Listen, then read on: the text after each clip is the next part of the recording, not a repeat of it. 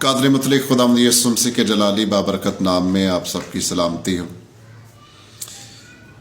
बहन और भाइयों, जैसे हम कायनात की तख्लीक, आसमान और ज़मीन का बनना, तमाम बशर का तख्लीक किया जाना, बनाया जाना, एक सिस्टम है।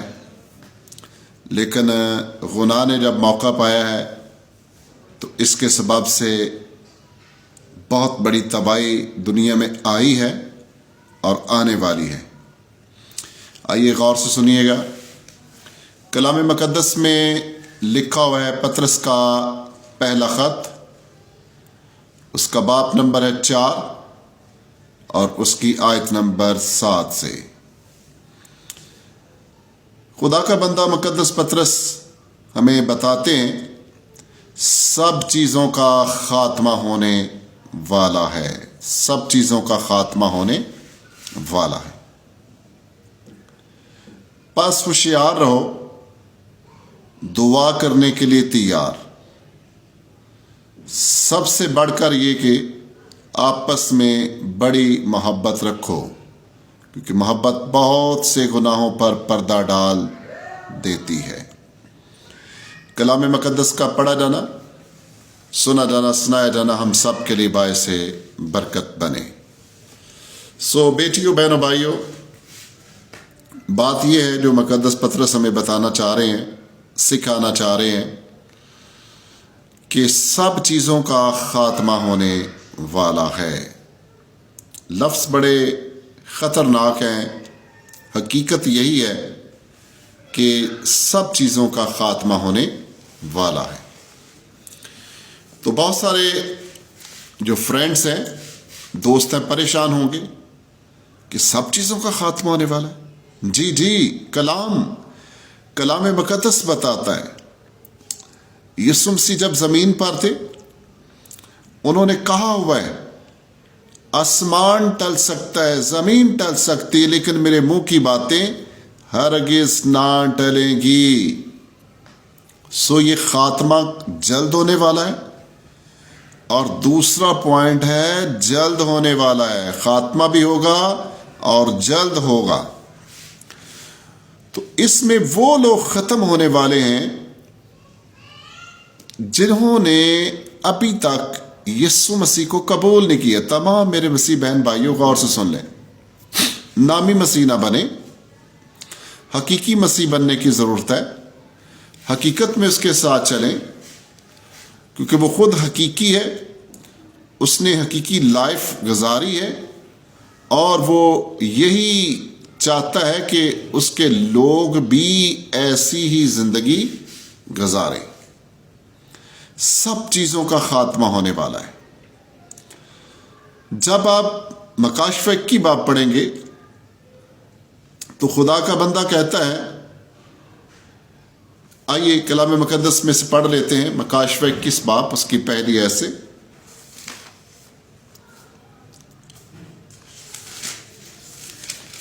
अगर आपके पास खुदा का कलाम है तो आप भी खोल सकते हैं, देख सकते हैं। लिखा गया खुदावंद के कलाम में, फिर मैंने एक नए आसमान और नई ज़मीन को देखा, कि पहला आसमान और पहली ज़मीन जाती रही थी, समुंदर भी ना रहा। और फिर मैंने शहर मुक़द्दस नए यरूशलेम को आसमान पर से उतरते देखा। कुछ बातें अगर आपने नोट की हो, गौर से सुनी हो, तो लिखा है, फिर मैंने नए आसमान और नई ज़मीन को देखा, समंदर भी न रहा। ये कहाँ चले गए, कहाँ भाग गए? ये खात्मे की बात है। फिर मैंने नए आसमान को क्या हो गया? आसमान को नया बनाने की क्या ज़रूरत है? कलाम मुक़द्दस में लिखा हुआ है कि आसमान भी खुदा की नज़र में पाक नहीं है। वहाँ पर क्या हुआ था?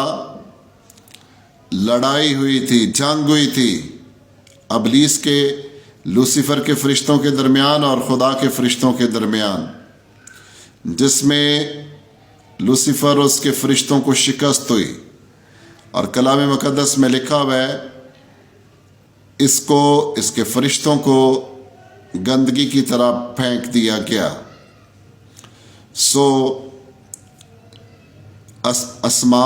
نئے آسمان اور نئی زمین کو دیکھا۔ ابھی میں نے آپ کے ساتھ آسمان کی بات کی ہے، اس کے بعد زمین کی بات کرتے ہیں مختصر۔ اس زمین پر کیا نہیں ایسا ہوتا جس سے ہمیں غصہ آتا ہو۔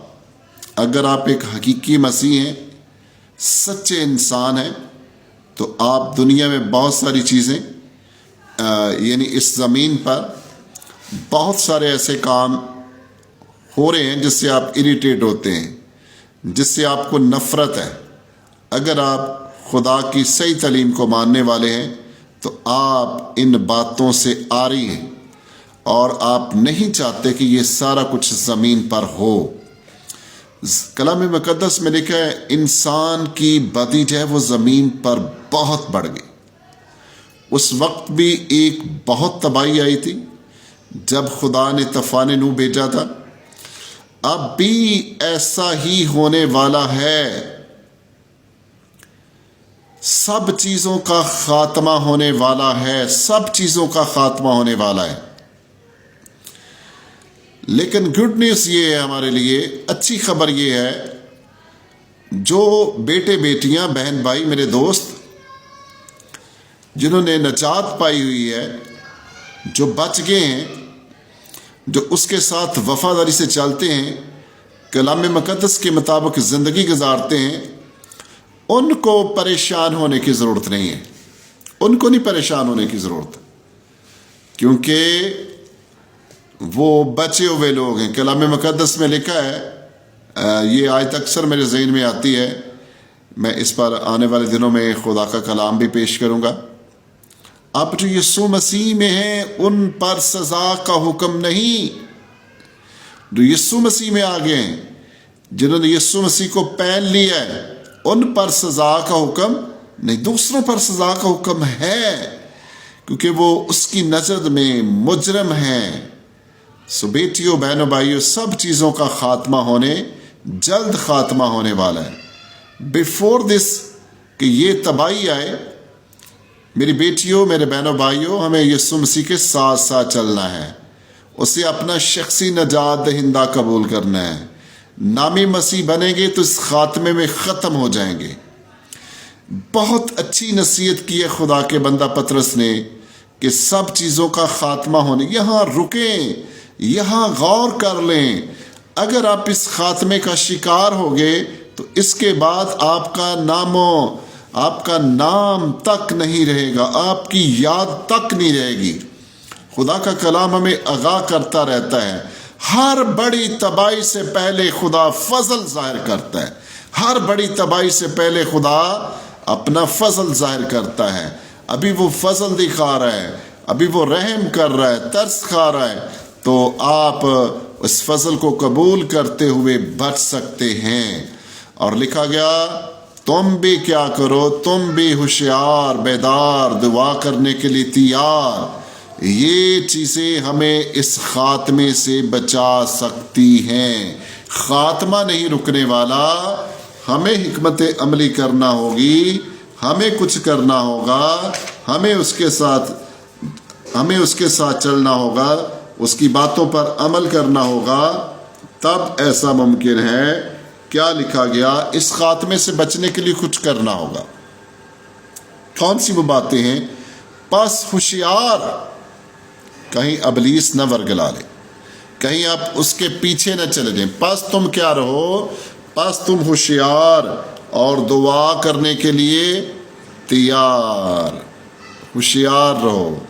افسوس یہ ہے کہ ہمارے بہت سارے مسیح بہن بھائی ہوشیار، بڑے ہوشیار بنتے ہیں، اپنے عزیزوں کو دھوکہ دینے کے لیے، اپنے قریبی ساتھیوں کو دھوکہ دینے کے لیے، کرپشن کے لیے تیار رہتے ہیں۔ لیکن کلام مقدس میں لکھا گیا ہوشیار ہو، ابلیس اور اس کے حملوں سے بچنے کے لیے ہوشیار رہو۔ ہوشیار رہنا ہے روحانی زندگی گزارنے کے لیے، ہوشیار رہنا آپس میں بڑی محبت رکھنے کے لیے۔ ابھی موقع نہیں ہے اتنا زیادہ اس پر اور زیادہ بولوں، پھر کہتا ہوں سب چیزوں کا خاتمہ ہونے والا ہے۔